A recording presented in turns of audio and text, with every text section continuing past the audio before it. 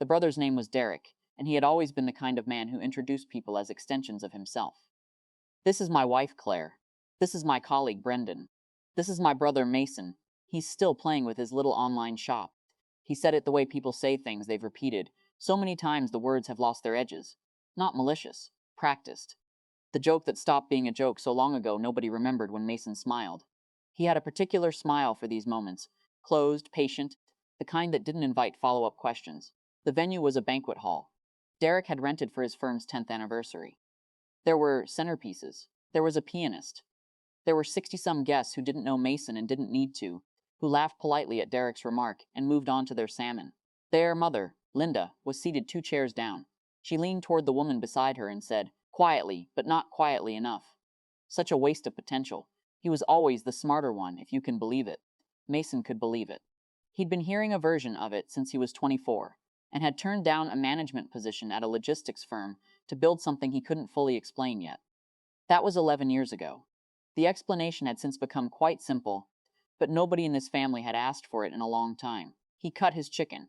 The pianist played something mid-century and undemanding.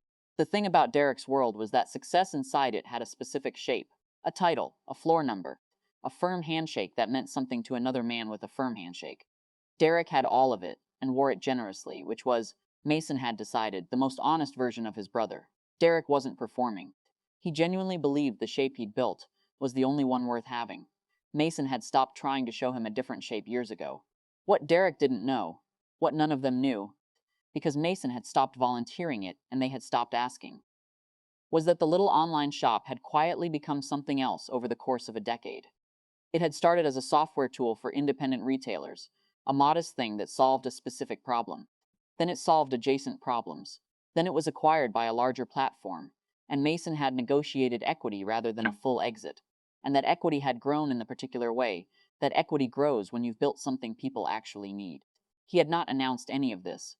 There was a version of Mason who had wanted to, who had drafted conversations in his head, presented numbers, waited for the moment when the expressions in the room would shift. He'd given up on that version of himself sometime around year 4, when he'd realized that the presentation would always be received as defensiveness, and defensiveness confirmed their theory of him, so he built. He stayed quiet. He stopped coming home for 3 years, and nobody seemed to notice in the way that hurt, which meant they'd already placed him somewhere permanent in their understanding of the world.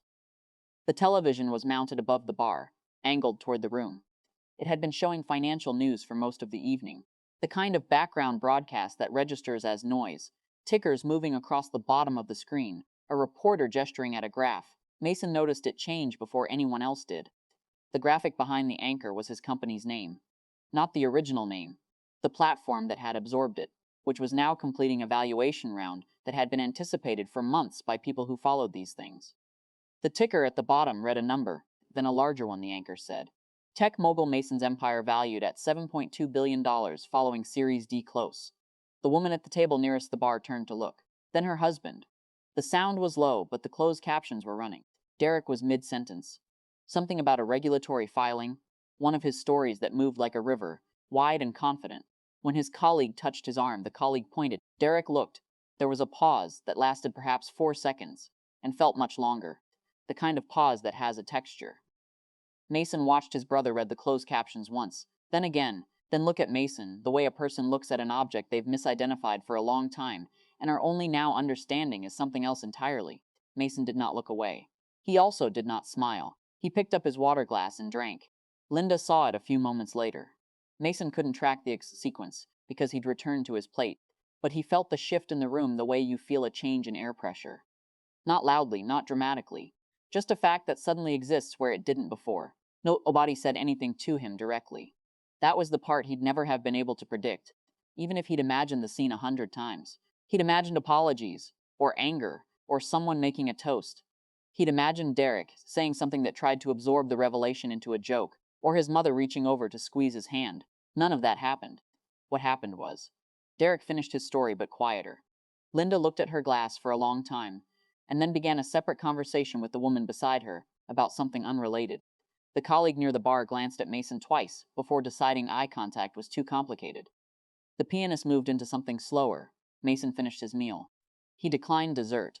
He said goodbye to Derek with the same closed, patient expression he'd arrived with, and Derek hugged him, briefer than usual, slightly off balance, and said, "Good to see you, man," which was the kind of sentence that meant several different things at once.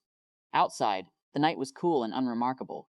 Mason stood at the valet station and waited for his car and did not think about his brother's face, or his mother's silence, or the number on the screen.